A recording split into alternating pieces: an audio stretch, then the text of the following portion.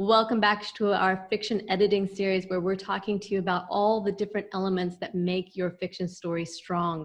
Today we want to talk to you about characters and the character story elements and how many of those you should have per scene and how to keep your readers coming back. Today with me I have Christina Stanley from Fictionary.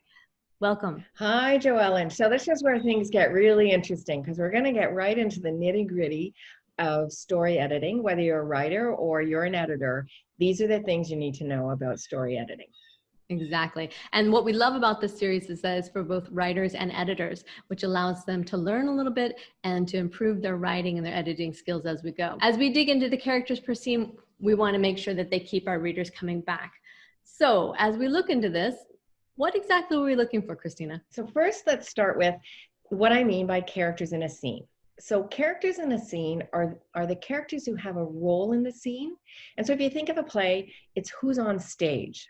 Right. The second set of characters are the off-stage characters who are mentioned. So as a writer or an editor, you need to know exactly who's in and who's mentioned.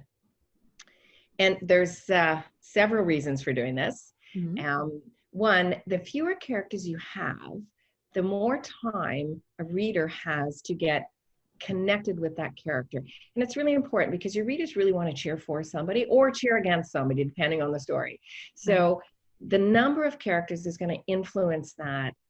Too many and the reader's going to get lost. And of course, you know, there's exceptions. If it's a basketball team and it's the players playing, well, that's of course fine. But you want to think of this in the context of readers connecting and who are they connecting with in each particular scene. Right. So how do we give them a sample of how they can evaluate the successful use of a character within the scene? Okay, so the first thing is once you know your list, you're going to assess whether it's their first scene. So if it's a first scene, this first time the character's in the story, then character introduction needs to be considered and how is that character being introduced. And the more major a character is, the more of an introduction you probably want. The minor characters, not as much. So once your reader is engaged with the character, you not only need to know when they come in the story, you need to know when they exit the story. And that becomes important. So if you have a protagonist and they enter the story early, which they should, you don't want them exiting early. The protagonist must be in the climax scene. And they must also be in the key scenes, so in your inciting incidents and plot points. And so when you're reviewing a story, really you want to be looking at who is the protagonist and are they in the key scenes? Are they in the majority of scenes? When do they come in? When do they go out? So then overall, you have a nice view of what your characters are doing scene by scene, but also throughout the story. Perfect. Now, what about our extra characters there we have?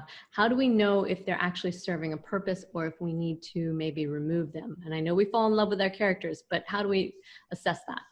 Okay, so I'm going to give an example to explain this. In a book that I recently edited, the protagonist has two brothers with families.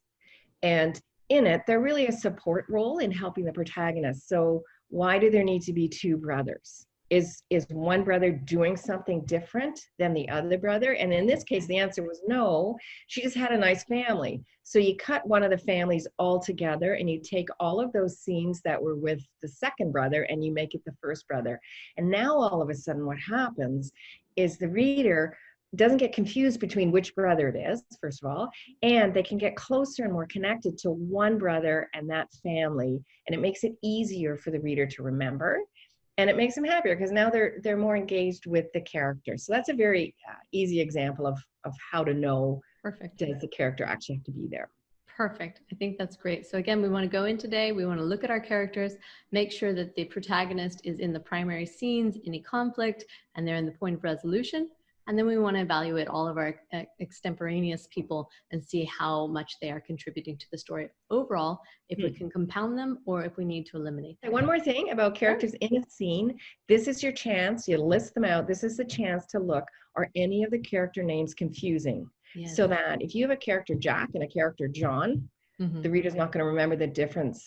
In one scene, they might, because they're in the scene together. But say 3 or 4 scenes goes by and now John appears.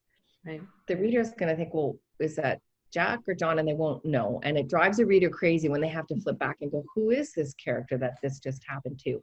So when you're looking at who's in a scene, look at the names carefully. And make them different. I mean, I would think multiple syllables versus single syllable, that's advantageous.